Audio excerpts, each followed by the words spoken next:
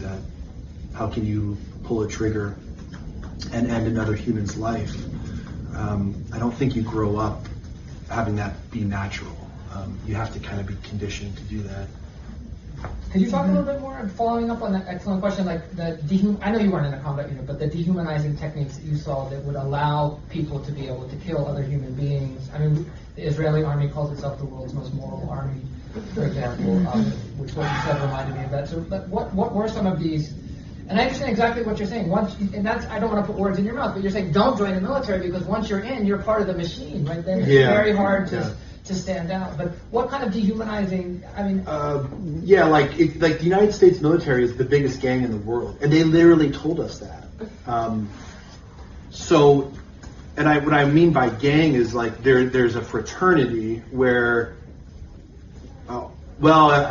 you'd always hear in movies, and they even say this in the actual military. Well, I'm just over there looking after my brothers. We got each other's back. That is dehumanizing in the sense that like you are allowing yourself to ostensibly care about other human beings. You got their back, but then you're using that as a pretext to carry out, horrible acts of violence.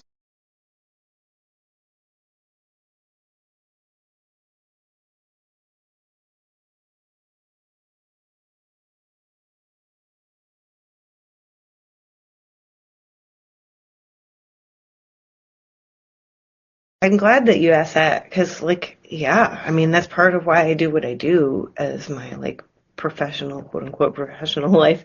I say professional because the VA has rated me unemployable. And part of that is because of, severe PTSD. But we have this term for that kind of guilt that you're referring to, and we call it moral injury, where it's I didn't, kill anybody, but I definitely, mind fucked people. I was part of killing people's questions. Maybe I was maybe part of killing people's motivation to find out what was really going on, and so that's why now, I am compelled to talk shit. I literally can't stop. If I stop, I feel what is the point? And I know that that's also as part of my damage in a way. I can't just go be a civilian. I will feel like I'm not doing enough because of all the damage I did. But I also try not to let it rule me.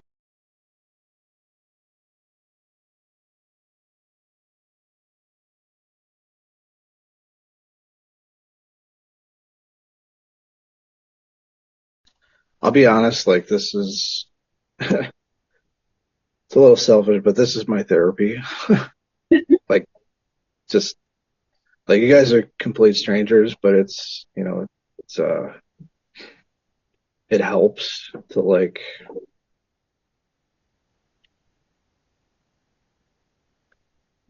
just release some of that some of the stuff that we all keep bottled up because we're told to bottle this up, right? But learning to do it, to just release it is it's a very hard process because it's the machine, so to speak, that is the military. It works really hard to make you into what they want you to be, and breaking all that is extremely difficult.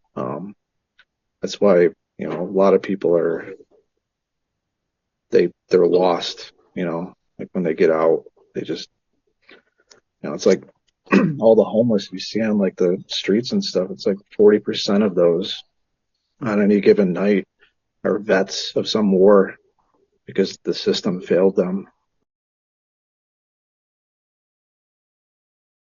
I find it most helpful to talk about the politics, talk about the morality of what we were involved in. And I think so much of the psychology profession in recent decades, unfortunately, has moved in the opposite direction, where it's a value-free space a politics-free space. A lot of it is reliant on medical treatments, so treating symptoms opposed to really dealing with the moral or political causes of all this. If you look at the Winter Soldier film and you see that was one, we organized that in order to tell people the truth, not to make ourselves heal better, but the actual result of it was that the veterans who came back and told the brutal truth have actually survived better and been in better health because they're facing up to their responsibilities, but also seeing that we weren't born this way. We were trained to be this way. And that means you can change your thinking. You can change the way you've been programmed, the way you've been brainwashed, and you can say, you know what, that's not me, and you change your thinking, and you open up to people. And that, to me, is the healthiest way. They are going to come back to Israel and try to fit back into that society and have tremendous problems once they realize among a section of them. Some of them won't change. Some of them will just be stone cold. But for a whole other bunch, they're going to have enormous social problems in their own families as they come to grips with what they actually did to the Palestinian people.